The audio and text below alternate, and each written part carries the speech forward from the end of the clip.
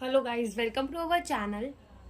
आज हम class 11th के बायोलॉजी का एक नया chapter number 15 body fluid and circulation start करने जा रहे हैं। तो इस चैप्टर के अंदर हमें क्या क्या पढ़ना है पहले हम वो देख लेते हैं। इस चैप्टर के अंदर हमें ब्लड पढ़ना है, हमें प्लाज्मा पढ़ना है, हमें फॉर्म्ड एलिमेंट पढ़ना है, हमें फॉर्म्ड एलिमेंट के अंदर आरबीसी, डब्ल्यूबीसी और प्लेटलेट्स को पढ़ना है। और हमें इसमें क्या पढ़ना है, हमें ब्लड ग्रुपिंग पढ़नी है, कोगुलेशन ऑफ द ब्लड, यानी कि हमारा जब खून कहीं चोट लग जाती है तो उसमें खून निकलता है तो वो खून रुकता कैसे है, कोगुलेशन जो है वो एक्चुअली में होती कैसे है, हमें वो पढ़ना है। फिर हमें ह्यूमन के हार्ट को पढ़ना है, फिर हमें कार्डियक साइकिल को पढ़ना है, देन उससे एसोसिएटेड जितने हमारे डिसऑर्डर्स होंगे हमें वो पढ़ने हैं, ठीक है। और डबल सर्कुलेशन भी कैसे होता है, हमें वो सारी चीजें इस चैप्टर के अंदर पढ़नी है।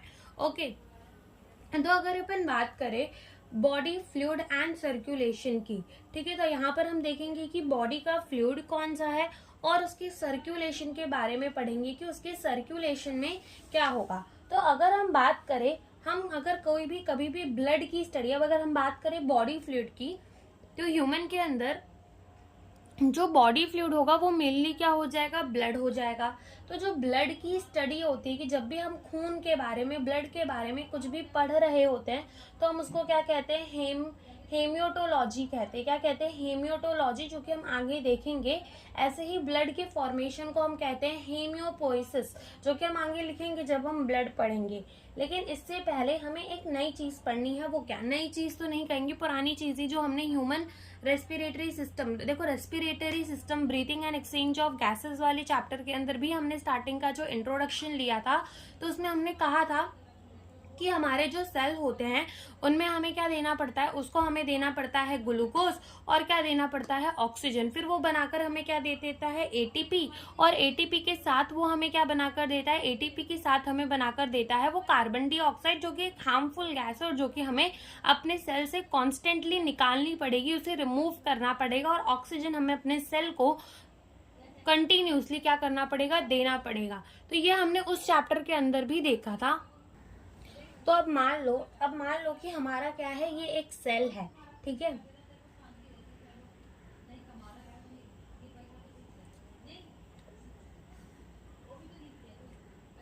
ठीक है, तो मान लो हमारा क्या है, ये एक सेल है। तो अब इस सेल के अंदर हो क्या रहा है, सेल के अंदर हमारा ग्लूकोज है, ठीक है। और ये ऑक्सीजन के साथ रिएक्ट कर कर हमें क्या दे रहा है, एटीपी दे रहा है, जो कि हमारी काम की, और साथ में क्या दे रहा है, CO2 दे रहा है, जो कि एक हार्मफुल गैस है और जो कि हमें हमारे सेल से कॉन्स्टेंटली निकालनी पड़ेगी, कंटिन्यूसली हमें उसको निकालना पड़ेगा। ये हम अपने सेल के अंदर नहीं रख सकते। क्यों नहीं रख सकते, क्योंकि एक हार्मफुल गैस है। तो हम क्या लिखेंगे कि ये जो हमारा ग्लूकोज एंड जो हमारा ऑक्सीजन है, तो इसे हमें क्या करना पड़ेगा, अपने सेल को देना पड़ेगा, ठीक है। तो हम लिखेंगे यहाँ पर कि glucose and oxygen constantly provided to cell, हमें इसे कॉन्स्टेंटली क्या करना पड़ेगा, सेल को देना पड़ेगा। और ये जो कार्बन डाइऑक्साइड है, तो हम क्या लिखेंगे, carbon dioxide and other harmful product has to be constantly eliminated by cell, ठीक है। तो ये हमें कॉन्स्टेंटली सेल से निकालना पड़ेगा। हमारा ये जो कार्बन डाइऑक्साइड बनेगा इस प्रोसेस के दौरान, तो देखो ऐसा तो नहीं हो सकता कि हम अपने सेल के अंदर ये रिएक्शन ही रुकवा दें। अगर ये रिएक्शन ही रुकवा देंगे तो हमारे सेल के अंदर एनर्जी कैसे बनेगी। इसीलिए अगर हमें एनर्जी चाहिए, हमें एटीपी चाहिए, तो हमें ये रिएक्शन तो करवानी ही पड़ेगी। इसीलिए हमें अपने सेल को एकदम निरंतर क्या करना पड़ेगा, ऑक्सीजन, ग्लूकोज देते रहना होगा और उसमें से कार्बन डाइऑक्साइड जो है वो हमें निकालते रहना होगा। और अदर हार्मफुल एक्सक्रीटरी प्रोडक्ट जो भी बन रहा है उसे हमें क्या करना पड़ेगा, निकालना पड़ेगा अपने सेल से। तो ये जो प्रोसेस होती है जिसमें हम अपने सेल को ये चीज देते हैं, और सेल से हार्मफुल चीजें निकालते हैं, तो ये प्रोसेस कैसे होती है, बॉडी फ्लूइड के थ्रू होती है। कैसे होती है, बॉडी फ्लूइड के थ्रू होती है। तो अगर हम बात करें लोअर इनवर्टेब्रेट, जैसे कि हमारे पॉरीफेरा ग्रुप के हो गए, ठीक है, पॉरीफेरा फाइलम के हो गए, सिलेंट्रिएटा फाइलम के हो गए, तो वो जो है वो बहुत ज्यादा सिंपल ऑर्गेनिज्म होते हैं, सिंपल एनिमल होते हैं। तो वो इस काम को कराने के लिए अपने आजू बाजू के वाटर को यूज करते हैं, जिसमें वो जिस पानी में वो रहते हैं उसी पानी को वो यूज कर लेते हैं इस काम को करवाने के लिए। लेकिन जो हायर वर्टेब्रेट्स होते हैं जैसे कि हम, तो हमारे अंदर एक स्पेशलाइज्ड फ्लूइड होता है जिसको हम कहते हैं ब्लड, जो कि इस चीज में ये काम करने में कि सेल्स को ग्लूकोज एंड ऑक्सीजन देने के लिए और उसमें से वेस्ट चीजें निकालने के लिए हमारे पास एक स्पेशल कनेक्टिव टिश्यू होता है जिसको हम क्या कहते हैं, ब्लड कहते हैं। तो अगर हम देखें इन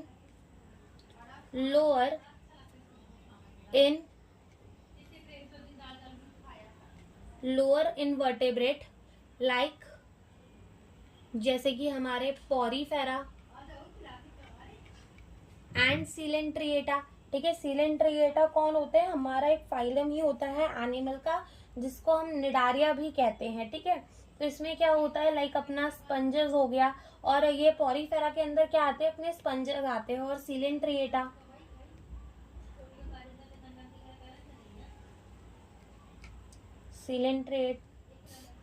ठीक है। तो लोअर इनवर्टेब्रेट जैसे कि हमारे पॉरीफेरा हो गए एंड सिलेंट्रिएट्स हो गए, तो वो क्या करते हैं, यूज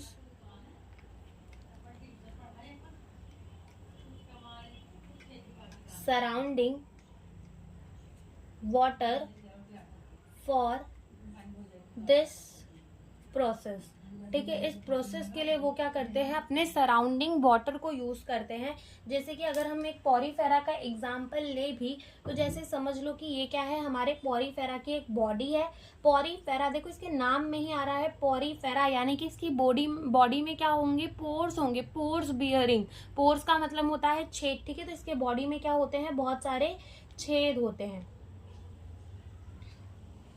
ठीक है। इसके बॉडी में क्या होते हैं, छेद होते हैं बहुत सारे। तो जैसे मान लो यहाँ पर कोई न्यूट्रिएंट पड़ा हुआ है, ठीक है, यहाँ पे क्या पड़ा हुआ है, कोई न्यूट्रिएंट पड़ा हुआ है। तो ये जो न्यूट्रिएंट है इसकी बॉडी के अंदर कैसे जैसे कि मान लो यहाँ पर सब क्या है, पानी है।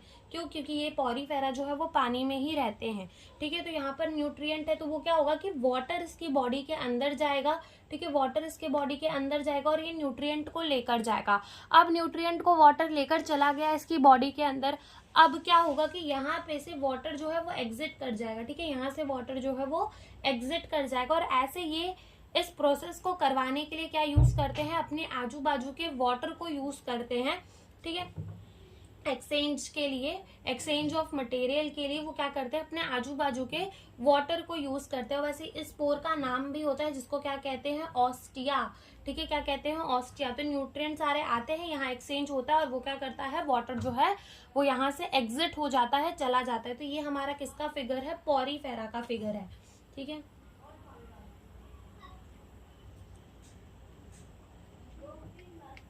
Figure Porifera, okay. तो ये पॉरीफेरा के अंदर ऐसा होता है। तो ये तो लोअर इनवर्टेब्रेट्स की बात हो गई।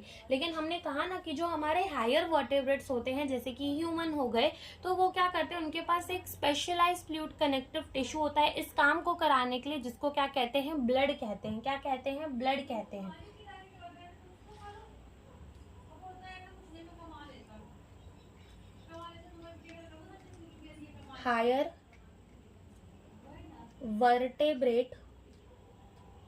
हायर वर्टेब्रेट्स, ठीक है, use special fluid within their body to transport such material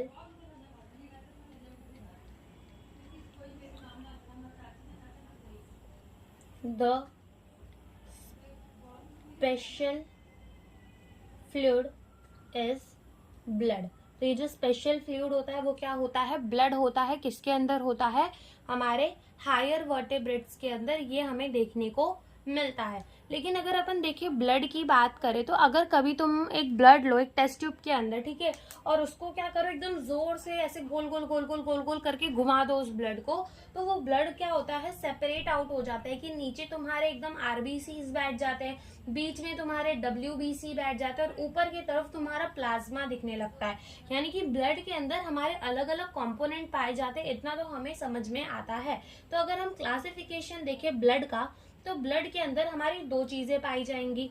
वो दो चीजें क्या है, एक तो है हमारा प्लाज्मा जो कि हमारा कितना बनाएगा, 55% ऑफ दी ब्लड बनाएगा, ठीक है, और एक हमारा होता है फॉर्म्ड एलिमेंट, ठीक है, फॉर्म्ड एलिमेंट हमारा कितना बनाते हैं, ब्लड का 45% बनाते हैं।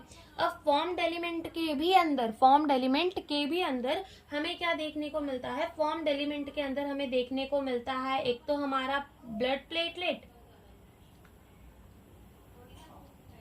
प्लेटलेट्स, और हमें क्या देखने को मिलता है, ब्लड सेल, और क्या हमें देखने को मिलता है, ब्लड सेल, ठीक है। तो हमने क्या बोला, ब्लड के अंदर होगा प्लाज्मा, कितना हमारा होगा, 55% ब्लड जो होता है वो हमारा क्या होता है, प्लाज्मा, और 45% हमारा क्या होता है, फॉर्म्ड एलिमेंट होता है। अब फॉर्म्ड एलिमेंट के अंदर हमें ब्लड के सेल्स देखने को मिलते हैं, और क्या देखने को मिलता है, ब्लड का प्लेटलेट देखने को मिलता है, जिसके फंक्शन हम एक एक करके सब कुछ पढ़ेंगे, ठीक है। और ब्लड सेल्स के अंदर भी हमें दो सेल्स देखने को मिलते हैं, वो कौन से हैं, एक हमारा आरबीसी यानी कि रेड ब्लड सेल, और एक होता है हमारा डब्ल्यूबीसी यानी कि व्हाइट ब्लड सेल। तो ये हमारा क्लासिफिकेशन हो गया ब्लड का, कि ब्लड के अंदर हमें ये चीजें जो है वो देखने को मिलेंगी, ठीक है, ये चीजें हमें जो है वो देखने को मिलेंगी। तो अगर हम बात करें ब्लड की, तो हमने कह तो दिया कि ब्लड के अंदर हमारा प्लाज्मा होगा 55%, फॉर्म्ड एलिमेंट होंगे 45%, फॉर्म्ड एलिमेंट के अंदर हमें ब्लड सेल्स और ब्लड प्लेटलेट देखने को मिलेंगे, और ब्लड सेल्स के अंदर हमें आरबीसीज और डब्ल्यूबीसीज देखने को मिल रहे हैं। लेकिन अब हम थोड़ा ब्लड को पढ़ते हैं कि ब्लड जो है वो हमारा होता कैसा है, क्या होता है, ब्लड की स्टडी को क्या कहते हैं, ब्लड की फॉर्मेशन को क्या कहते हैं, ब्लड का कलर कैसा होता है, ब्लड की पीएच कैसी होती है, कितना ब्लड होता है, कहाँ से बनता है, ये सारी चीजें हम यहाँ पर देखेंगे। तो अगर हम सबसे पहले बात करें ब्लड की, तो सबसे पहले तो ये याद रख लो कि ब्लड क्या है, हमारा एक स्पेशल फ्लूइड कनेक्टिव टिश्यू है। क्या है हमारा ब्लड जो है वो हमारा क्या है, फ्लूइड कनेक्टिव टिश्यू। क्या है ब्लड हमारा, ब्लड है हमारा फ्लूइड कनेक्टिव टिश्यू। और अगर अपन बात करें किसी भी कनेक्टिव टिश्यू की, ठीक है, ब्लड क्या है हमारा फ्लूइड कनेक्टिव टिश्यू है, और किसी भी कनेक्टिव टिश्यू की अगर हम ओरिजिन की बात करें कि वो बनता कैसे है, जब हम बात करते हैं जाइकोट की, तो जब जाइकोट बनता है, एम्ब्रियो के अंदर बनता है, तो उसमें 3 लेयर बनते हैं। बाहर वाला होता है एक्टोडर्म, बीच में होता है मेसोडर्म, एंड देन होता है एंडोडर्म, और इसी से पूरा का पूरा जो है पूरा बॉडी बन जाता है, बच्चे का पूरा एक एम्ब्रियो अच्छा खासा बन जाता है ये 3 लेयर से। तो जो उसमें बीच वाली लेयर होती है मेसोडर्म, उसमें से क्या बनते हैं, हमारे कनेक्टिव टिश्यू बनते हैं। तो हमने क्या बोला कि हमारा कोई भी कनेक्टिव टिश्यू है, तो उसके अंदर क्या होगा, वो मेसोडर्मल ओरिजिन का होगा, यानी कि मेसोडर्म वाली जर्म लेयर से बनेगा। तो वैसे ही अगर हमारा ब्लड एक फ्लूइड कनेक्टिव टिश्यू है, तो उसकी ओरिजिन कैसी होगी, हमारे ब्लड की भी ओरिजिन कैसी होगी, मेसोडर्मल। तो हमारा ब्लड कैसी ओरिजिन का होगा, मेसोडर्मल ओरिजिन का होगा, ठीक है, ब्लड हमारा कैसा होगा, मेसोडर्मल ओरिजिन का होगा। अगर हम बात करें ब्लड के पीएच की, तो जो हमारा ब्लड का पीएच होता है ना, वो कितना होता है, 7.4 होता है, यानी कि ये हल्का सा क्या होता है, बेसिक होता है, एकदम हल्का सा, ठीक है, क्योंकि 7 में तो हमारा क्या आ जाता है, न्यूट्रल, और 7 के बाद हम जब जाते हैं तो वो हमारा क्या चालू हो जाता है, बेसिक चीजें जो है वो बेसिक प्रॉपर्टी चालू हो जाती है, और उसके पहले 7 के पहले क्या होती है, एसिडिक होती है। तो हमारा ये 7.4 है, यानी कि हम इसको न्यूट्रल भी कह सकते हैं और एकदम हल्का सा बेसिक भी कह सकते हैं। तो ये हमारा क्या हो जाएगा, ब्लड का पीएच हो जाएगा। फिर अगर उसके बाद हम बात करें हमारे बॉडी के अंदर ब्लड होता कितना है एक्चुअल में, तो हमारी बॉडी के अंदर ज्यादा ब्लड नहीं होता, सिर्फ कितना होता है, 5 से 6 लीटर ब्लड ही होता है हमारी बॉडी के अंदर। तो अगर हम बात करें ब्लड की स्टडी को हम क्या कहते हैं, ब्लड स्टडी, तो ब्लड की स्टडी को हम क्या कहते हैं, हेमेटोलॉजी, क्या कहते हैं? हेमेटोलॉजी कहते हैं। ऐसे ही ब्लड के फॉर्मेशन को हम क्या कहते हैं? ब्लड के फॉर्मेशन को हम कहते हैं हेमियोपोइसिस। क्या कहते हैं? हेमियोपोइसिस कहते हैं। ठीक है, क्या कहते हैं हम? हेमियोपोइसिस कहते हैं। तो हमने क्या बोला? ब्लड हमारा क्या है? फ्लूइड कनेक्टिव टिश्यू है। कैसी ओरिजिन का है? मेसोडर्मल ओरिजिन का है। पीएच कितना होता है? 7.4 होता है। एक्चुअल में ब्लड होता कितना है? 5 to 6 लीटर होता है। ब्लड की स्टडी को क्या कहते हैं? हेमेटोलॉजी कहते हैं। और ब्लड की फॉर्मेशन को क्या कहते हैं? हेमियोपोइसिस कहते हैं। तो ये कुछ जनरल सी बातें हो गई हमारे ब्लड के बारे में। अब ब्लड के बाद जो हमने बोला था कि हम देखेंगे कि हमारा जो ब्लड है, ठीक है, वो बनता कहाँ पर है। तो हम वो फॉर्म्ड एलिमेंट के अंदर देखेंगे, जहां पर हमें दोनों चीजें समझ में आ जाएगी कि हमारा रेड ब्लड सेल कहाँ बनता है, हमारा व्हाइट ब्लड सेल कहाँ बनता है, ये हम वहां पर देख लेंगे। फिर आती है बात ब्लड के कलर की। तो अगर हम देखें ब्लड के कलर को, तो ब्लड का कलर ना हमारी आर्टरीज के अंदर अलग कलर का होता है और हमारी वीन्स के अंदर ब्लड जो है वो अलग कलर का होता है। तो जो हमारी आर्टरीज होती हैं, ठीक है, तो जो हमारी आर्टरीज होती हैं उनके अंदर जो हमारा ब्लड का कलर होता है वो ब्राइट रेड कलर का होता है, यानी कि थोड़ा सा ब्राइट रेड कलर का होता है, यानी कि इतना ज्यादा डार्क नहीं होता, ब्राइट रेड होता है। ठीक है, और वीन्स के अंदर अगर हम बात करें, क्योंकि देखो वीन्स जो है वो क्या होती है? हमारी बॉडी के पार्ट्स से खून जो है हार्ट के पास लेकर जा रही होती है। ठीक है, यानी कि वो डीऑक्सीजनेटेड ब्लड लेके जा रही होती है। तो हमारे वीन्स के अंदर जो है वो कैसा होता है? डार्क रेड कलर का ब्लड होता है। लेकिन हमारी आर्टरीज के अंदर ऑक्सीजनेटेड ब्लड होता है, तो वो कैसा होता है? ब्राइट रेड कलर का। तो यहाँ पर हम ब्लड के कलर की भी बात कर लेते हैं। ब्लड का कलर जो है हमारी आर्टरीज के अंदर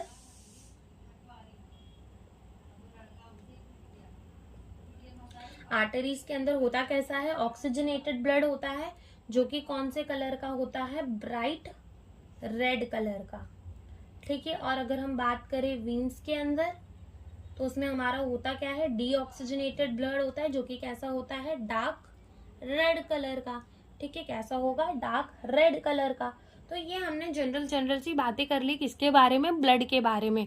और अब हम किसके बारे में पढ़ेंगे? अब हम पढ़ेंगे प्लाज्मा के बारे में, कि प्लाज्मा क्या होता है। ठीक है, तो अगर हम बात करें प्लाज्मा, तो प्लाज्मा जो है हमारा क्या होता है? मैट्रिक्स होता है ब्लड का। ठीक है, लेकिन ये ब्लड के सेल्स नहीं बनाते हमारे प्लाज्मा को। तो हम यहाँ लिखते हैं कि प्लाज्मा जो है वो एक्चुअल में हमारे ब्लड के अंदर होता कितना है? 55%। ठीक है, 55% हमारे ब्लड के अंदर क्या होता है? प्लाज्मा ही होता है। अब प्लाज्मा के अंदर भी 90 to 92% प्लाज्मा जो है वो हमारा क्या होता है? पानी होता है, यानी कि क्या होता है? वाटर होता है। 90 to 92% प्लाज्मा हमें क्या देखने को मिलता है? वाटर। 6 to 8% उसके अंदर प्रोटीन होता है, और कुछ अदर सॉल्यूट्स भी उसके अंदर घूमते रहते हैं, जैसे कि ग्लूकोज हो गया, अमाइनो एसिड्स हो गया, मिनरल्स हो गए।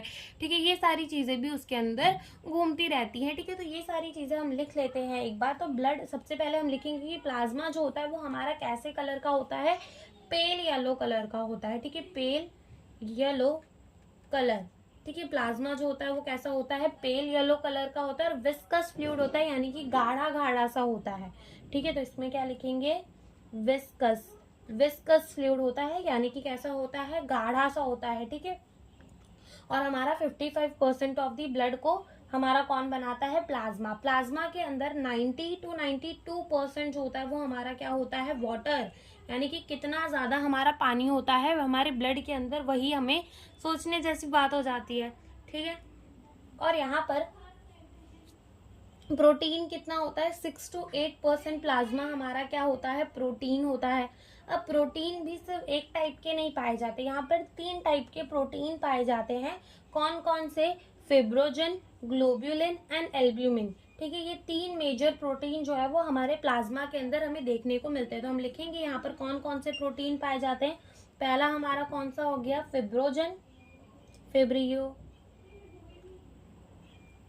फिब्रिनोजन। एक हमारा हो गया ग्लोब्यूलिन, और एक हमारा हो गया एल्ब्यूमिन।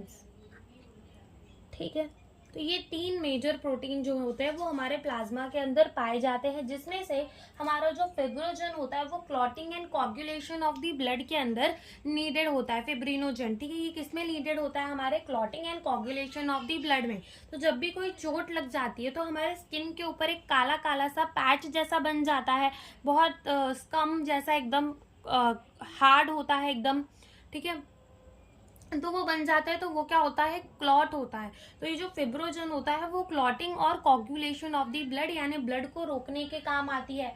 फिर हमारा जो ग्लोबुलिन है वो किसमें? हमारे defence mechanism of the body में इन्वॉल्व होता है, यानी कि इम्यूनिटी से एसोसिएटेड होता है, इम्यूनोग्लोबिन, ठीक है, इम्यूनिटी से एसोसिएटेड होता है। और जो लास्ट हमारा बचता है एल्ब्यूमिन, ये हेल्प करता है किसमें? ऑस्मोटिक बैलेंस बना के रखने के लिए, यानी कि सॉल्ट वाटर का बैलेंस बना के रखने के लिए हमारा ये जो है एल्ब्यूमिन वो काम आता है। तो हम लिखेंगे फिब्रिनोजन किस काम में आता है? फिब्रिनोजन हमारा किस काम में आता है? Clotting and coagulation of the blood के काम आता है। तो हम यहाँ लिखेंगे क्लॉटिंग,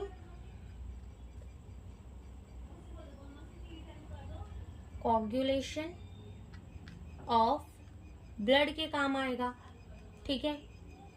ये हमारा किसमें काम आता है? ग्लोबुलिन डिफेंस मैकेनिज्म में, डिफेंस मैकेनिज्म में।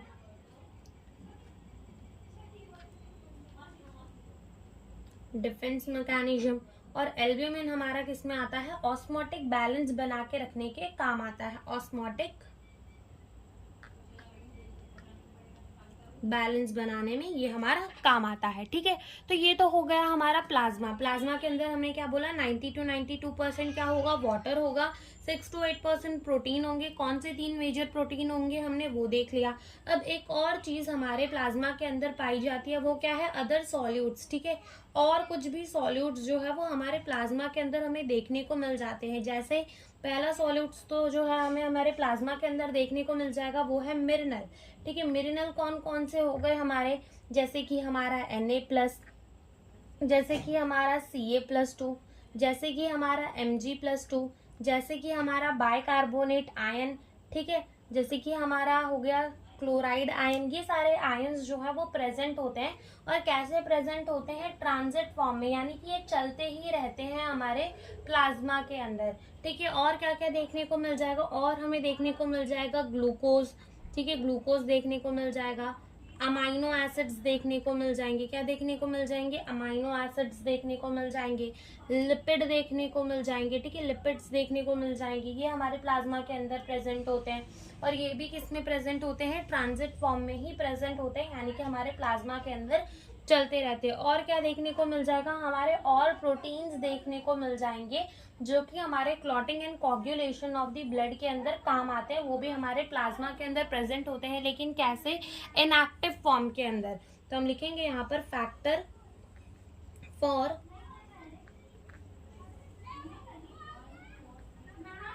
Coagulation, factor for the coagulation, लेकिन किस फॉर्म में प्रेजेंट होता है? इनएक्टिव फॉर्म के अंदर। इनएक्टिव फॉर्म, इनएक्टिव फॉर्म का मतलब देखो, जब हमारे ब्लड वेसल्स के अंदर, ठीक है, हमारे आर्टरीज के अंदर, वीन्स के अंदर जब खून बह रहा है तो वो वहां पर तो नहीं जम रहा। क्यों नहीं जम रहा? बिकॉज ये जो क्लॉटिंग फैक्टर है वो किस में प्रेजेंट होते हैं? इनएक्टिव फॉर्म के अंदर प्रेजेंट होते हैं। लेकिन जैसे ही हमें कुछ चोट लगती है तो वो क्या होता है? ऑक्सीजन वहां पहुंच जाता है और वो क्या हो जाते हैं? ऑक्सीडाइज हो जाते हैं। और जैसे ही ये क्लॉटिंग फैक्टर ऑक्सीडाइज होते हैं तो ये एक्टिव फॉर्म में आ जाते हैं और वहां पर क्या कर देते हैं? क्लॉटिंग और कोगुलेशन कर देते हैं। लेकिन ब्लड वेसल्स के अंदर नहीं करते।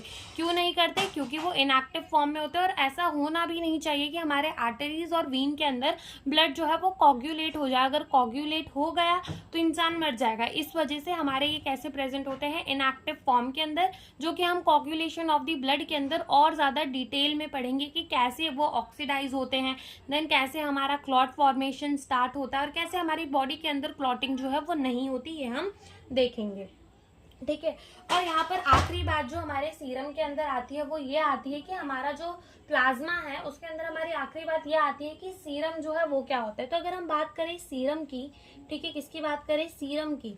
तो ये क्या होता है? हमारा प्लाज्मा माइनस क्लॉटिंग फैक्टर, ठीक है, प्लाज्मा माइनस क्लॉटिंग फैक्टर, यानी कि हमारे प्लाज्मा में से क्लॉटिंग फैक्टर निकाल दिया जाए, ठीक है, तो ये हमारा क्या बना देगा, सीरम बना देगा। और ये जो सीरम है ना, ये कोगुलेट नहीं होता, डू नॉट क्लॉट, ठीक है, ये क्लॉट नहीं बनाता, ये कभी भी जमता नहीं है। तो ये हमारा क्या हो गया, प्लाज्मा के डिस्कशन में यहाँ पर हुई खत्म। अब हम क्या देखेंगे, फॉर्म्ड एलिमेंट देखेंगे। तो यहाँ तक हमने प्लाज्मा की डिस्कशन कर ली कि प्लाज्मा होता कैसा है, उसमें और क्या क्या होता है। 90 to 92% वाटर होता है, 6 to 8% प्रोटीन होता है और अदर सॉल्यूट्स भी उसके अंदर प्रेजेंट होते हैं। ये सारी चीज़ें हमने देख ली। और अब हम क्या स्टार्ट करेंगे, अब हम स्टार्ट करेंगे फॉर्म्ड एलिमेंट, ठीक है। अब हम क्या स्टार्ट करेंगे, फॉर्म्ड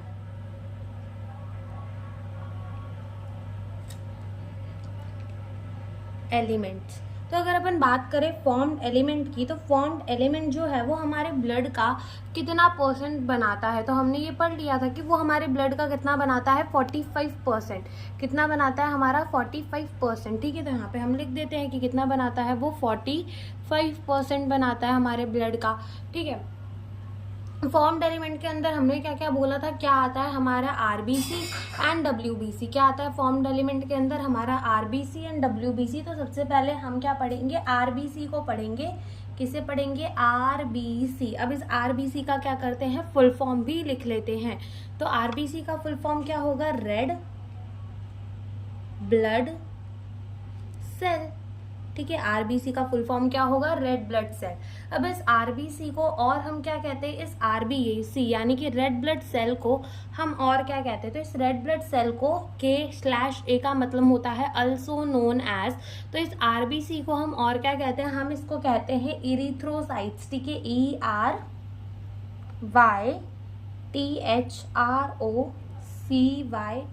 ERYTHROCYTES, इरिथ्रोसाइट्स, ठीक है। और हम इसे क्या कहते हैं, इरिथ्रोसाइट्स भी कहते हैं, ओके। और जो हमारा रेड ब्लड सेल का फॉर्मेशन होता है उसको हम क्या कहते हैं, इरिथ्रोपोइसिस, जो कि हम आगे पढ़ेंगे।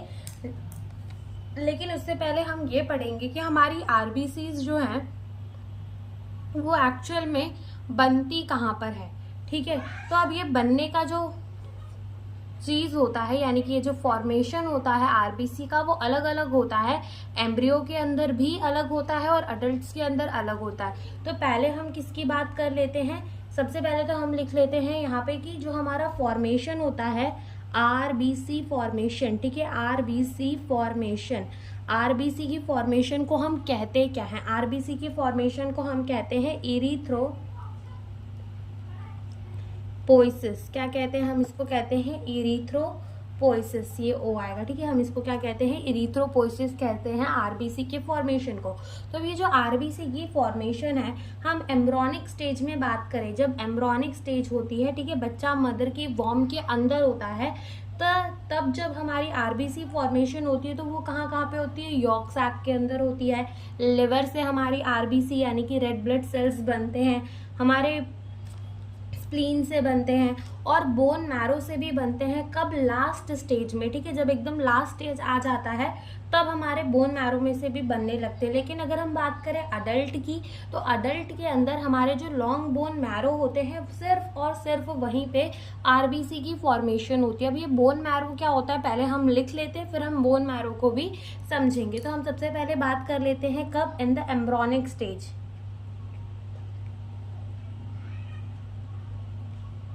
एम्ब्रॉनिक स्टेज, एम्ब्रॉनिक स्टेज के अंदर कहाँ कहाँ से हमारे इरिथ्रोपोइसिस होती है, यानी कि कहाँ कहाँ पर रेड ब्लड सेल फॉर्मेशन होती है, कहाँ कहाँ पर इरिथ्रोपोइसिस होती है। तो वो किसके किसके अंदर होती है, यॉर्क सैक के अंदर होती है, ठीक है। और कहाँ होती है, लिवर के अंदर होती है, ठीक है। और कहाँ होती है, स्प्लीन में होती है। हालांकि स्प्लीन जो होता है वो ग्रेवयार्ड भी होता है आरबीसी का, यानी कि जब आरबीसी के सेल्स जो है वो मर जाते हैं तो वो कहाँ जाते हैं, स्प्लीन में चले जाते हैं। लेकिन एम्ब्रॉनिक स्टेज के अंदर स्प्लीन में भी हमारी आरबीसी जो है वो बनती है। और कहाँ बनती है, बोन मैरो में भी बनती है। लेकिन बोन मैरो में कब बनती है, बोन मैरो में लास्ट के स्टेज में बनती है, जब एकदम लास्ट गेस्टेशन पीरियड का 9वां महीना चलने लगता है तब यहाँ पर बनना स्टार्ट होती है बोन मैरो के अंदर। लेकिन अगर हम बात करें अडल्ट की, तो अडल्ट की कहाँ बनती है, बोन मैरो में, अब ये बोन मैरो क्या होता है, सबसे पहले हम क्या करेंगे, बोन मैरो को समझेंगे कि ये जो बोन मैरो है ये हमारा एक्चुअल में होता क्या है। तो मान लो जैसे कि हम एक डायग्राम बनाते हैं यहाँ पर कि ये हमारी क्या है,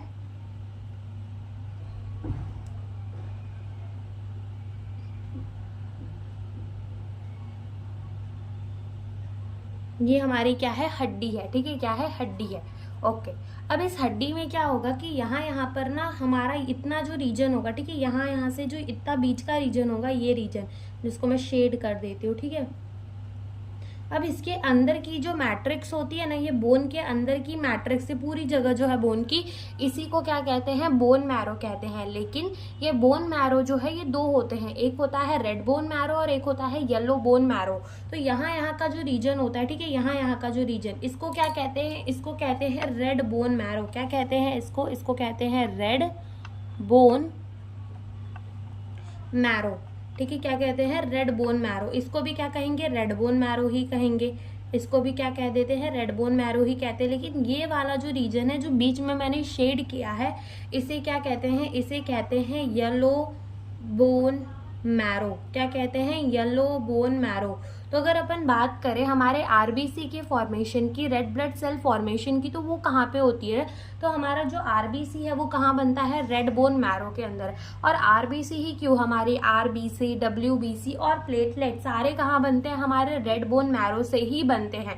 यानी कि रेड बोन मैरो में क्या होते हैं, कुछ स्टेम सेल्स होते हैं, ठीक है, जो सेल क्या करते हैं, डिवाइड करेंगे और आरबीसी बना देंगे, डिवाइड करेंगे डब्ल्यूबीसी बना देंगे। ऐसे ही वो डिवाइड करते करते प्लेटलेट्स भी बना देते हैं, वो होते हैं हमारे स्टेम सेल्स, ठीक है। तो यहाँ पर हम दिखा देते हैं कि यहाँ पर हमारे क्या पाए जाते हैं, कुछ स्टेम सेल्स पाए जाते हैं। तो इसको हम लिख देते हैं, ये क्या है, हमारे स्टेम सेल है। क्या है, हमारे स्टेम सेल है, ठीक है। ये क्या है, source of the all formed element, जितने भी हमारे फॉर्म्ड एलिमेंट है, जितने भी क्या हमारे आरबीसी और डब्ल्यूबीसी क्या है, हमारा फॉर्म्ड एलिमेंट है, ठीक है, हमारा क्या है, फॉर्म्ड एलिमेंट। तो ये हमारा क्या है, source of all formed element. तो हम लिख लेते हैं, ये क्या है, हमारा सोर्स ऑफ ऑल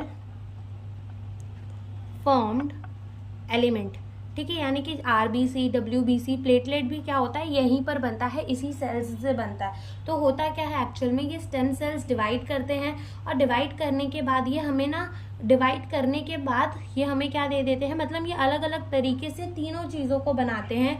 डब्ल्यूबीसी भी बनाते हैं, आरबीसी भी बनाते हैं और साथ साथ में और क्या बनाते हैं, प्लेटलेट भी बनाते हैं। क्या बनाते हैं, प्लेटलेट्स भी बनाते हैं। अब ऐसा तो नहीं होता कि ये स्टेम सेल ने डिवाइड किया और डायरेक्ट हमारी आरबीसी बन गई, नहीं। इनमें क्या होता है, बहुत सारे प्रोसेसेस चलते हैं। जैसे मान लो पहले हमारा स्टेम सेल है, तो उससे पहले कुछ ए स्टेज बनेगा, देन बी स्टेज बनेगा, देन सी स्टेज बनेगा, देन डी स्टेज बनेगा और तब जाकर हमारी कहीं भी आरबीसी बनेगी। ऐसे ही हमारे स्टेजेस बाई स्टेजेस क्या बनते हैं, डब्ल्यूबीसी।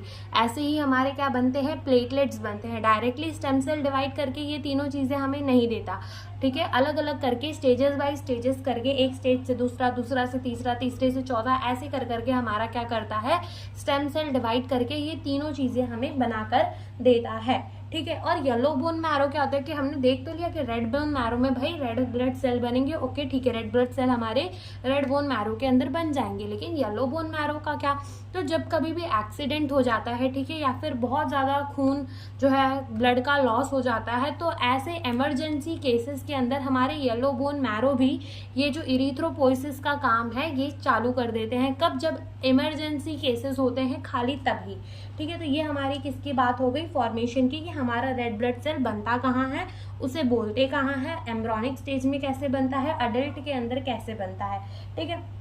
अगर हम बात करें किसकी, शेप की, ठीक है, किसकी बात करें, अगर अब हम शेप की बात करें, शेप की, तो हम बात करें अगर शेप की, तो हमारा जो आरबीसी होता है वो कैसा होता है, बाय कनकेव होता है शेप के अंदर, बाय कनकेव होता है शेप के अंदर।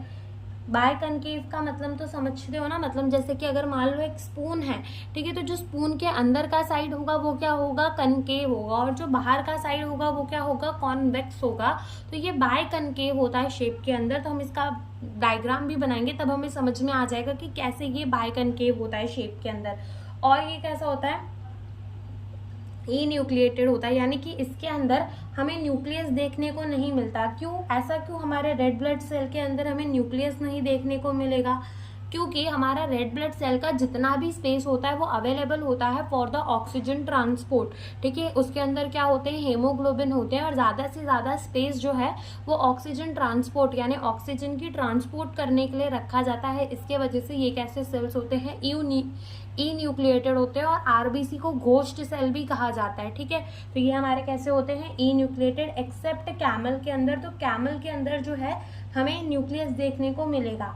ठीक है, तो ये ई न्यूक्लिएटेड क्यों होते हैं हम वो भी लिख लेते हैं, to create the entire space for transport of gases. ठीक है, ट्रांसपोर्ट ऑफ गैसेस के लिए पूरा स्पेस बना के रखने के लिए ये कैसे होते हैं, यू न्यूक्लिएटेड होते हैं। ओके, तो अगर हम इसका शेप बनाएं तो देखो, सबसे पहले तो ये हम क्या देख रहे हैं, कुछ ऐसा हमारा आरबीसी कहाँ दिखेगा, कुछ ऐसा। कैसे, जब हम उसका टॉप व्यू लेंगे यानी कि उसको ऊपर से देखेंगे, लेकिन जब हम उसका साइड व्यू लेंगे तो वो कुछ ऐसे थोड़ा सा धसा हुआ होगा। ठीक है, कैसा होगा, थोड़ा सा धसा हुआ, क्योंकि जब सेम स्टिल से हमारी आरबीसी बनेगी तो आरबीसी को तो हमें कैसा बनाना है, यू न्यूक्लिएटेड। तो यहाँ से जो है न्यूक्लियस निकल जाता है, जिसके वजह से ऐसी थोड़ी धसी हुई सी शेप आ जाती है। ठीक है, तो ये हमारा कैसा है, बाई कनकेव, यहाँ से भी कनकेव दिख रहा है, यहाँ से भी कनकेव दिख रहा है, तो ये हमारा कैसा हो जाता है, बाई कनकेव। तो ये हमारा क्या है, टॉप व्यू, और ये हमारा क्या है, साइड व्यू। तो हमारी आरबीसी जो है वो कुछ ऐसी दिखती है। ओके, तो ये हमने देख लिया कि हमारी आरबीसी जो है वो दिखती कैसी हैं। फिर अगर हम बात करें हमारे आरबीसी के फंक्शन की, तो फंक्शन इसका क्या होता है, फंक्शन इसका होता है ट्रांसपोर्ट ऑफ गैसेस। क्या फंक्शन होता है इसका, ट्रांसपोर्ट ऑफ गैसेस। ठीक है, गैसेस का ट्रांसपोर्ट करना ही इसका क्या होता है, काम होता है। और अब हम बात करें कि हमारे आरबीसीज के नंबर कितने होते हैं, कि यानी कि हमारे ब्लड के अंदर कितनी आरबीसीज जो है वो पाई जाती है, उसका नंबर कितना होता है। तो अगर हम बात करें नंबर की, तो नंबर जो है वो कितना होता है, 5 to 5.5 मिलियन। कितना होता है, 5 to 5.5 मिलियन हमारी आरबीसीज प्रेजेंट होती हैं। कितने, पर millimetre cube of the blood के अंदर। ठीक है, पर millimetre cube of the blood के अंदर, यानी कि 1 मिलीमीटर क्यूब ब्लड के अंदर हमें 5 से 5.5 मिलियन आरबीसीज जो हैं वो देखने को मिल जाएगी, यानी कि हमें इतने रेड ब्लड सेल्स जो हैं वो देखने को मिल जाएंगे। ओके, और हम क्या बोल सकते हैं, और हमने रेस्पिरेटरी वाले चैप्टर में पढ़ा था, that is breathing and exchange of gases के अंदर, कि हमारे आरबीसीज के अंदर क्या होते हैं, हीमोग्लोबिन होते हैं, जो कि एक red colour iron containing pigment होते हैं। ठीक है, क्या होते हैं, red colour iron containing pigment होते हैं, जिसके वजह से हमारे आरबीसीज का कलर कैसा होता है, रेड होता है। ठीक है, हमारे आरबीसीज का कलर कैसा होता है, रेड होता है। और हमने अभी यहाँ पे ये भी देख लिया था हमारे breathing and exchange of gases के अंदर, कि हमारा जो आरबीसी यानी कि हमारा जो 100 ml ऑफ दी ब्लड है उसके अंदर कितना हेमोग्लोबिन होता है, 12 to 16 gram of the haemoglobin होता है। तो हम यहाँ पे भी लिख लेते हैं कि हमारे 100 ml ऑफ ब्लड के अंदर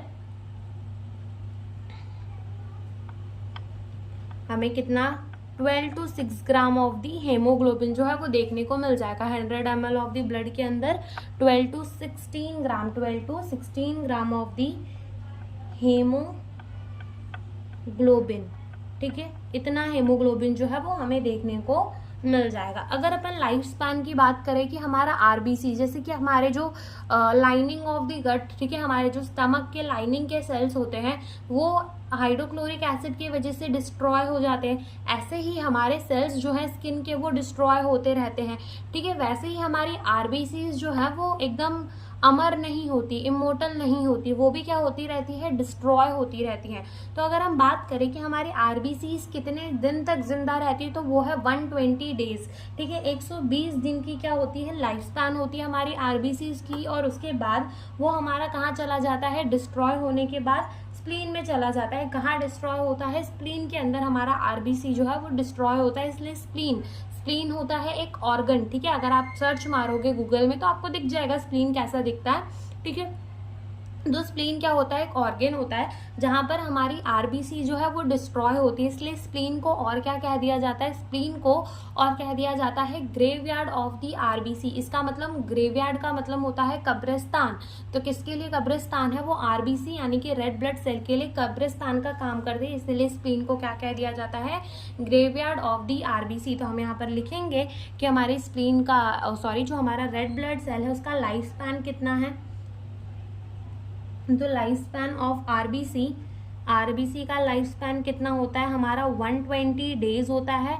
after which they destroy in the spleen, after which they destroy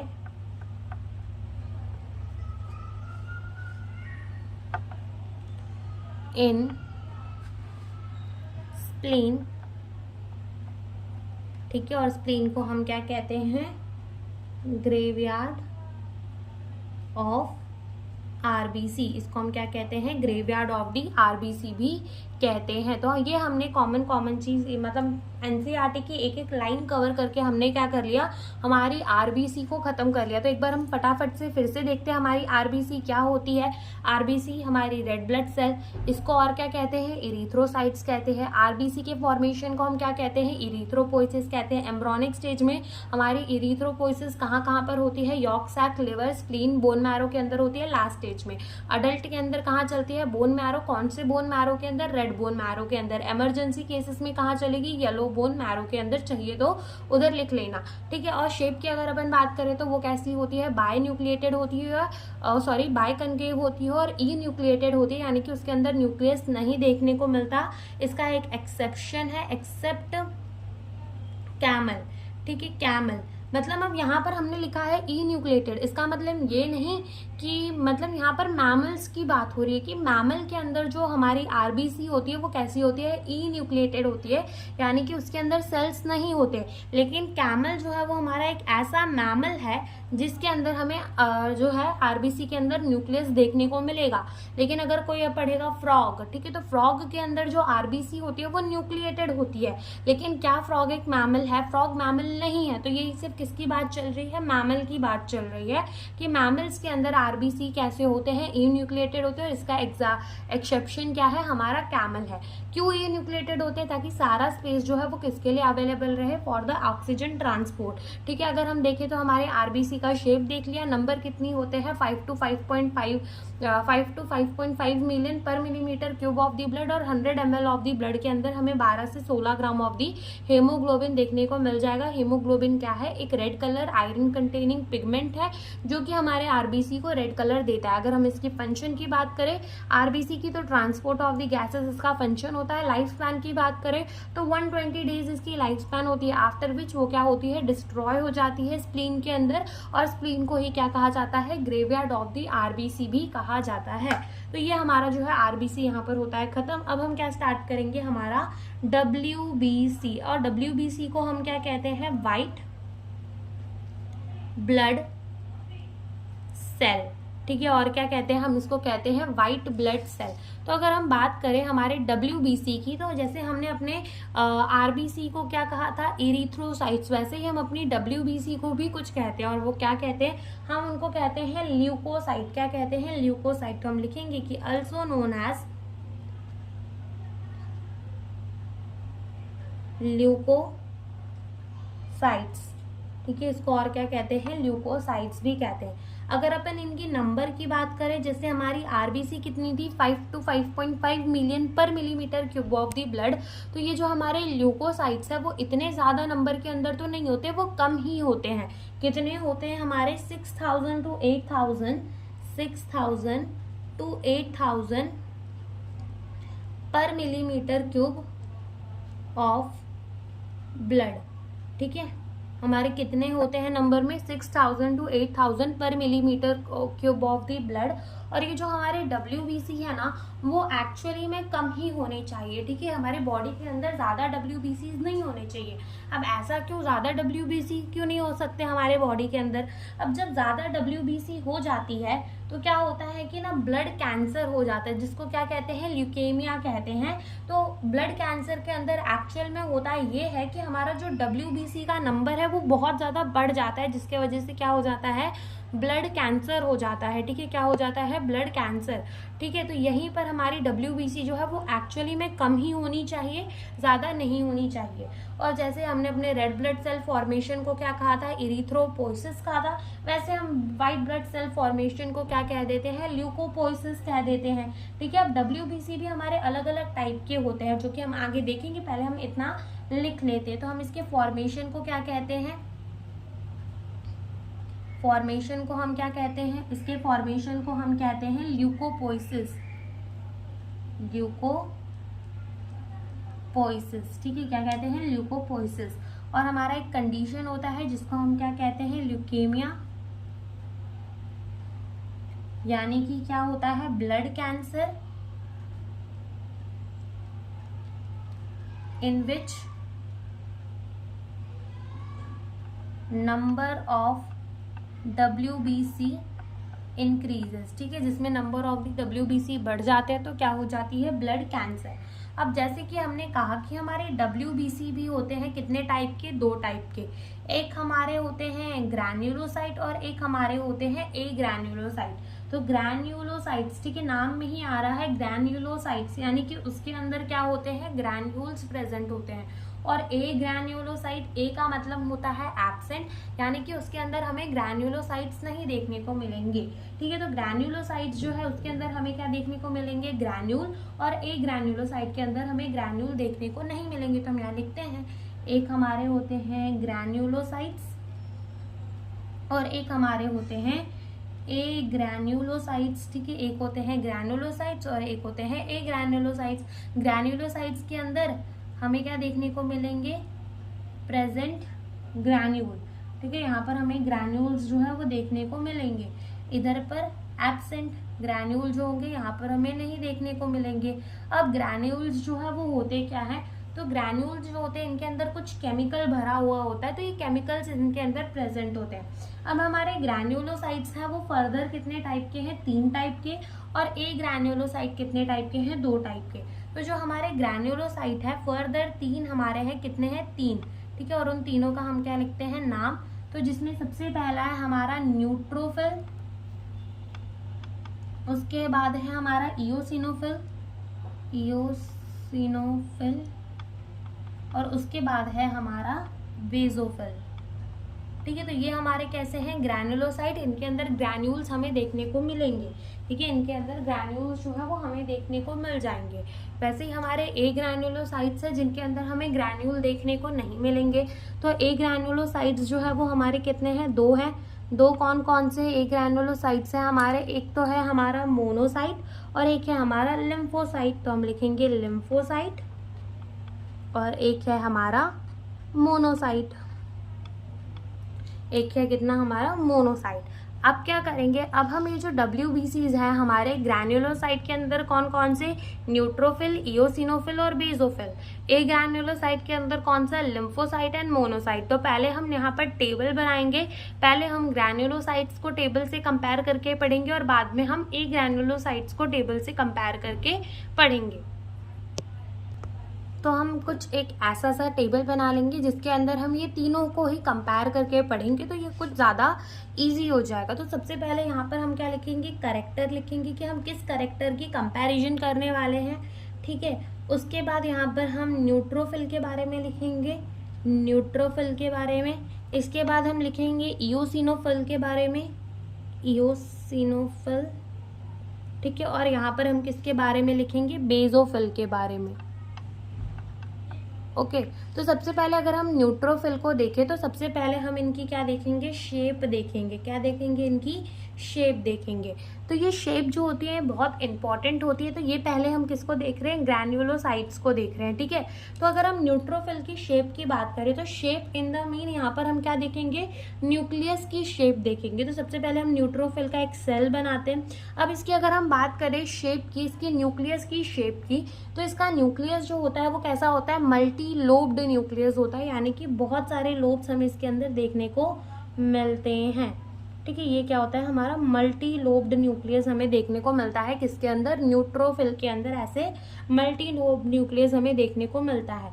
ठीक है। अगर हम बात करें बेजोफिल की तो यहाँ पर सॉरी इओसिनोफिल की, तो इओसिनोफिल के अंदर हमें कैसा न्यूक्लियस देखने को मिलेगा, हेडफोन शेप न्यूक्लियस। ठीक है। इओसिनोफिल के अंदर हमें कैसा न्यूक्लियस देखने को मिलेगा, हेडफोन शेप न्यूक्लियस देखने को मिलेगा। एंड अगर हम बात करें बेजोफिल की, तो बेजोफिल के अंदर हमें कैसा न्यूक्लियस देखने को मिलेगा, एस शेप का न्यूक्लियस देखने को मिलेगा। कौन से शेप का न्यूक्लियस देखने को मिलेगा, एस शेप का न्यूक्लियस देखने को मिलेगा किसके अंदर, बेजोफिल के अंदर। ठीक है। तो ये हमने क्या देख लिया, शेप लिख लिया, तो हम लिख भी लेते हैं कि इसका न्यूक्लियस कैसा होगा, मल्टी लोब। ठीक है, मल्टी लोब न्यूक्लियर। इसका कैसा होगा, हेडफोन शेप। ठीक है, हेडफोन शेप होगा। और इसका कौन से शेप का होगा, बेजोफिल का। बेजोफिल का जो है वो कैसा होगा हमारा, S shape, S shape nuclear. ठीक है। तो ये हमने क्या देख लिया, शेप देख लिया। न्यूट्रोफिल का मल्टी लोब होगा, इओसिनोफिल का हेडफोन शेप होगा, और हमारे बेजोफिल का कैसा होगा, एस शेप का होगा। अगर अपन बात करें परसेंटेज की, कि कौन कितने परसेंटेज के अंदर हमारे WBCs के अंदर प्रेजेंट होता है, तो अगर हम बात करें न्यूट्रोफिल की, तो सबसे ज़्यादा हमारे WBC के अंदर हमें क्या देखने को मिलते हैं, न्यूट्रोफिल्स ही देखने को मिलते हैं, जो कि हमारे कितने होते हैं, 60 to 65%। कितने होते हैं, 60 to 65%। ये सबसे ज़्यादा होते हैं, तो यहाँ हम लिख देंगे मैक्सिमम। और सबसे कम हमें क्या देखने को मिलते हैं, बेजोफिल, जो कि कितने होते हैं हमारे, खाली 0.5 से 1% होते हैं। सबसे ज़्यादा कम हमारे WBC के अंदर हमें यही वाले सेल्स देखने को मिलते हैं, यानी कि हमारे जो बेजोफिल है वो सबसे ज़्यादा कम होते हैं। बात करें इओसिनोफिल की, तो ये हमें कितना देखने को मिल जाएगा, 2 से 3% जो है ये हमें देखने को मिल जाएगा। तो ये हमने किसकी बात कर ली, परसेंटेज की बात कर ली। अब हम किसकी बात करेंगे, अब हम बात करेंगे कि इनका जो लाइफ स्पैन है वो कितना होता है, यानी कि ये जीते, ठीक है, LIFE लाइफ स्पैन, कि ये जीते कितने दिन में है। तो अगर अपन बात करें तो ये भी ज़्यादा दिन नहीं जीता, शॉर्ट लिव्ड। ठीक है, यहाँ लिख लो शॉर्ट लिव्ड, सेम यहाँ पर भी लिख लो शॉर्ट लिव्ड, और यहाँ पे भी लिख लो शॉर्ट लिव्ड, ज़्यादा दिन नहीं जीते। अब अगर हम बात करें कि ये बनते कहाँ से है, तो जैसे हमने पढ़ा था कि हमारे रेड बोन मैरो में से ही RBC भी बनती है, WBC भी, और प्लेटलेट भी। तो ये सारे जो है ग्रैनुलोसाइट, तो ये तो हमारे WBC के ही टाइप है। तो ये कहाँ से बनेंगे, ये बनेंगे हमारे बोन मैरो से। कहाँ से बनेंगे, बोन मैरो से। यहाँ पे भी वही लिख देंगे, यहाँ पे भी वही लिख देंगे कि बोन मैरो से ही बनेगा। ठीक है। और लास्ट हमारा आता है किसका, फंक्शन का, कि किसका क्या फंक्शन है। तो अगर अपन बात करें न्यूट्रोफिल की, तो इसका कैसा फंक्शन होता है, फैगोसाइटिक। ठीक है, ये कैसा होता है, फैगोसाइटिक होता है नेचर के अंदर, यानी कि जब भी ये किसी फॉरेन पार्टिकल को देखता है तो ये क्या करता है, उसमें अटैक कर देता है, उसको इनगल्फ कर लेता है और उसको डिस्ट्रॉय कर देता है। ठीक है। तो ये हमारा फैगोसाइटिक होता है नेचर के अंदर। इओसिनोफिल की अगर हम बात करें तो इसका लेवल बढ़ जाता है कब, एलर्जिक रिएक्शन के टाइम। तो ये रिस्पॉन्स करता है एलर्जी के टाइम, तो हम कह सकते हैं कि ये कैसा है, एंटी एलर्जिक काम करता है। ठीक है, जब भी कोई एलर्जी होती है तो उसके प्रति लड़ने को आता है, एंटी एलर्जिक काम करता है। और बेजोफिल की अगर अपन बात करें तो अगर हमारे को क्या होता है कि इन्फ्लामेशन जब भी होती है, ठीक है, तो कौन हमारा आता है, बेजोफिल जो है वो सिक्रीट होता है। बेजोफिल इन्फ्लामेशन के टाइम पे काम आता है। तो हम लिख देते हैं यहाँ पर, ये क्या करता है, फैगोसाइटिक है किसमें, हमारा कौन, न्यूट्रोफिल। अगर अपन बात करें इओसिनोफिल की, तो हमने क्या बोला कि इसका लेवल कब बढ़ जाता है, एलर्जिक रिएक्शन के टाइम पे। जब भी कोई एलर्जी होती है तो हम कह सकते हैं कि ये क्या है, एंटी एलर्जिक। ठीक है, क्या है, एंटी एलर्जिक। और हमारा बेजोफिल कब काम आता है, इन्फ्लामेशन के टाइम पे काम आता है। कब काम आता है, इन्फ्लामेशन के टाइम पे काम आता है। तो यहाँ पर हमारा ये जो है ग्रैनुलोसाइट वो होता है खत्म। अब हम क्या देखेंगे, एक ग्रैनुलोसाइट देखेंगे, जिसके अंदर हमें थोड़ा सा ही देखना है, खाली लिम्फोसाइट्स एंड मोनोसाइट्स को ही देखना है। तो अब यहाँ पर हम ए ग्रैनुलोसाइट्स के कैरेक्टर्स को देखेंगे। तो ए ग्रैनुलोसाइट्स के अंदर हमारे कौन कौन से सेल्स थे, 2 ही, मोनोसाइट्स एंड लिम्फोसाइट्स। तो सबसे पहले अगर हम बात करें यहाँ पर इसके शेप की, तो अगर हम देखें यहाँ पर शेप, तो हमारे मोनोसाइट का जो न्यूक्लियस का शेप होता है वो कैसा होता है, बीन शेप कह लो, किडनी शेप कह लो, या फिर हॉर्स शू शेप कह लो। तो उस शेप का क्या होता है, इनका न्यूक्लियस होता है। हम बनाते भी हैं कुछ ऐसे शेप का इसका क्या होता है, न्यूक्लियस होता है। तो हम इसको क्या कह सकते हैं, इसको हम कह सकते हैं बीन शेप, या फिर हम इसको कह सकते हैं किडनी शेप, या फिर हम इसको क्या कह सकते हैं, हॉर्स शू शेप। ठीक है, तो ये इसे हम कुछ भी कह सकते हैं। और ये जो होता है ना हमारा लार्जेस्ट सेल होता है किसका, WBC का, यानी कि WBC के अंदर सबसे बड़ा सेल अगर हम बात करें तो ये होता है। ठीक है, ये लार्जेस्ट सेल होता है। लिम्फोसाइट्स की अगर हम बात करें, लिम्फोसाइट्स के सेल मतलब न्यूक्लियस का शेप कैसा होता है, तो वो कैसा होता है, राउंड शेप का होता है। कैसा होता है, राउंड शेप का। यहाँ लिख लेंगे ये कैसा है हमारा, राउंड न्यूक्लियाई। ठीक है, इसका शेप कैसा होता है, राउंड होता है, ये राउंड न्यूक्लियाई होता है। अगर हम बात करें परसेंटेज की, तो हमारा जो मोनोसाइट होता है वो कितना होता है, 6 to 8%, और हमारा लिम्फोसाइट कितना होता है, 20 to 25% हमारा क्या होता है, लिम्फोसाइट्स होता है। ठीक है, फिर अगर अपन बात करें लाइफ स्पैन की, कि ये जीते कितने दिन हैं, तो इसको भी हम क्या लिख देंगे, ये भी हमारा शॉर्ट लिव्ड होता है SL, और ये भी हमारा क्या होता है, शॉर्ट लिव्ड होता है। ठीक है, फिर अगर अपन बात करें ये बनता कहाँ से है, इसकी फॉर्मेशन जो है वो कहाँ होती है, तो इसकी भी फॉर्मेशन कहाँ होती है, बोन मैरो के अंदर, और इसकी भी फॉर्मेशन कहाँ होती है, बोन मैरो के अंदर। ठीक है, इसकी भी फॉर्मेशन बोन मैरो में, इसकी भी फॉर्मेशन बोन मैरो में। फिर अगर अपन बात करें फंक्शन की, तो फंक्शन की अगर हम बात करें तो मोनोसाइट भी कैसे होते हैं, मोनोसाइट्स जो हैं वो भी हमारे फैगोसाइटिक सेल होते हैं। ठीक है, ये भी क्या करते हैं, फैगोसाइटिक सेल, फैगोसाइटोसिस परफॉर्म करता है। और ये हमारे लिम्फोसाइट्स जो है वो कहाँ इन्वॉल्व रहते हैं, इन डिफेंस मैकेनिज्म। ठीक है, यानी कि इम्यूनिटी में। अब हम आगे जब पढ़ेंगे 12th स्टैंडर्ड पे आपको पता भी चलेगा कि ये जो हमारे लिम्फोसाइट्स होते हैं वो 2 टाइप के होते हैं। ठीक है, तो 2 टाइप के कौन कौन से होते हैं, एक हमारा होता है बी लिम्फोसाइट, और एक हमारा होता है टी लिम्फोसाइट। ठीक है, एक हमारा होता है बी लिम्फोसाइट और एक होता है हमारा टी लिम्फोसाइट। ठीक है, तो ये हमारा जो है WBC यहाँ पर होता है खत्म। अब हमारा लास्ट टॉपिक बचता है ये फॉर्म्ड एलिमेंट के टॉपिक का, दैट इज ब्लड प्लेटलेट। ठीक है, क्या बनता है हमारा, ब्लड प्लेटलेट्स। अगर हम बात करें ब्लड प्लेटलेट्स की, तो इसका नंबर कितना होता है हम पहले वो देख लेते हैं। एक तो सबसे पहली बात, ब्लड प्लेटलेट्स को और हम क्या सकते हैं, अल्सो नोन एज, इसे हम और क्या कह सकते हैं, इसे हम कह सकते हैं थ्रोम्बोसाइट्स। ठीक है, क्या कह सकते हैं, थ्रोम्बोसाइट्स। ठीक है, इसको और हम क्या कह सकते हैं, थ्रोम्बोसाइट कह सकते हैं। ओके, फिर अगर हम इसके नंबर की बात करें तो इसका नंबर कितना होता है, 1.5 से लेकर 3.5 लाख तक होता है। ठीक है, पर millimetre cube of the blood. ठीक है, पर millimetre cube of the blood के अंदर हमें कितना देखने को मिल जाएगा, 1.5 to 3.5 लाख देखने को मिल जाएगा पर millimetre cube of the blood के अंदर। ओके, जैसे कि हमने बात की कि हमारे बोन मैरो में से ये सब क्या बनते हैं, बोन मैरो में से हमारे जो हैं वो RBCs बनते हैं, WBC बनते हैं और प्लेटलेट बनते हैं, लेकिन स्टेज वाइज स्टेज बनकर बनते हैं। ठीक है, जैसे पहला स्टेज आता है, दिन दूसरा दिन, तीसरा दिन, चौथा, फिर उसके बाद हमारे अल्टीमेटली जाकर कहीं पर WBC और RBCs और प्लेटलेट्स बनते हैं। वैसे ही मान लो जैसे कि ये हमारा क्या है, बोन मैरो है। ठीक है, ये हमारा क्या है, बोन मैरो है। तो यहाँ पर क्या होता है कि स्टेज वाइज, ये मान लो स्टेम सेल है, ये क्या है हमारा स्टेम सेल। तो अब क्या होता है यहाँ पर कि हमारा स्टेज वाइज स्टेज ही कर क्या बनता है, स्टेज वाइज स्टेज ही कर हमारा जो है ये सब मान लो हमारे क्या है, स्टेम सेल्स है। ठीक है, तो यही स्टेज वाइज स्टेज कर हमारा क्या बनता है, एक सेल बनता है जो कि लार्ज न्यूक्लियस होता है। ठीक है, एक सेल बनता है जिसका न्यूक्लियस जो है क्या, वो बहुत ज़्यादा बड़ा होता है, जिसको हम क्या कहते हैं, मेगा कैरियोसाइट। क्या बनता है, मेगा कैरियोसाइट।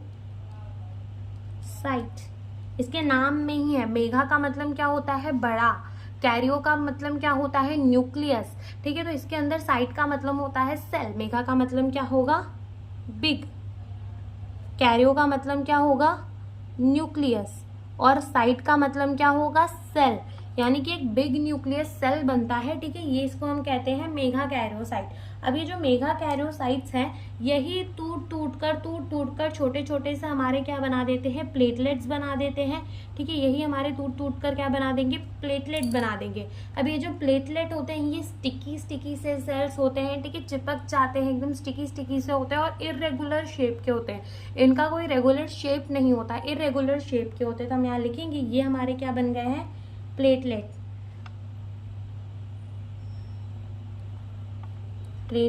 ठीक है, हम लिखेंगे all fragment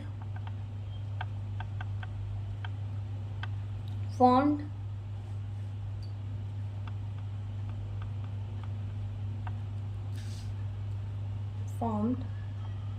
from the megakaryocyte। ठीक है, तो ये कहाँ से बनते हैं, मेगा कैरियोसाइट्स से हमारे क्या बन जाते हैं, प्लेटलेट्स बन जाते हैं। ठीक है, प्लेटलेट ज्यादातर कहाँ पे काम आते हैं, अगर कोई पूछे तो ये कहाँ काम आते हैं, क्लॉटिंग में काम आते हैं। अगर इनका नंबर जो है वो कम हो जाता है ना तो क्या हो जाता है, क्लॉटिंग डिसऑर्डर हो जाती है, यानी कि क्लॉटिंग इतने अच्छी तरीके से हो नहीं पाती। जब हम आगे ब्लड क्लॉटिंग को पढ़ेंगे तब हम समझेंगे कि जब भी हमारा पहले चोट लगती है तो डायरेक्टली जो है वो स्कम का फॉर्मेशन थोड़ी हो जाता है, डायरेक्टली हमारे स्किन के ऊपर रेड कलर की एकदम मोटी मोटी सी चमड़ी थोड़ी आ जाती है, जिसको हम ऐसे छीन के निकाल देते हैं, वो डायरेक्टली थोड़ी आ जाती है। खून तो रुक जाता है, तो जो खून रुकता है उधर वहाँ हमारे स्टिकी से प्लेटलेट्स आकर वहाँ पर चिपक जाते हैं, एग्रीगेट हो जाते हैं, आके जमा हो जाते हैं, इसीलिए ये इरेगुलर शेप के होते हैं। तो ये हमारे ना ब्लड को लॉस होने से बचाते हैं। ठीक है, जब भी चोट लगती है तो ये जाकर वहां पर क्या होते हैं, लग जाते हैं, जिससे ज्यादा ब्लड का लॉस नहीं होता। लेकिन अगर प्लेटलेट कम हो जाते हैं तो एक्सेसिव ब्लड लॉस होता है, जिसके वजह से और भी ज्यादा हमें क्या हो जाती है, क्लॉटिंग डिसऑर्डर्स हो जाते हैं। तो हम लिखेंगे कि ये प्लेटलेट्स हमारे कैसे होते हैं, स्टिकी होते हैं और कैसे होते हैं, इरेगुलर शेप के होते हैं, इरेगुलर इन शेप। इनका कोई शेप जो है वो फिक्स नहीं होता, शेप इरेगुलर होता है और ये कैसे होते हैं, स्टिकी होते हैं। ओके, और हम यहाँ पे क्या लिखेंगे, involved in clotting of blood. ठीक है, अगर इनका नंबर कम होता है, reduction in number can lead to clotting disorder. अगर इनका नंबर कम हो जाता है तो क्या हो जाती है, क्लॉटिंग डिसऑर्डर्स हो जाती है। ओके, तो यहाँ पर हमारा जो प्लेटलेट्स है वो भी खत्म होता है और यहाँ पे हमारा प्लेटलेट होता है खत्म। इसके बाद वाला जो लेक्चर आएगा, लेक्चर नंबर 2, उसके अंदर हम क्या देखेंगे, ब्लड ग्रुप को देखेंगे कि ब्लड ग्रुप जो होते हैं वो बनते कैसे हैं। Okay, so thank you for watching the video.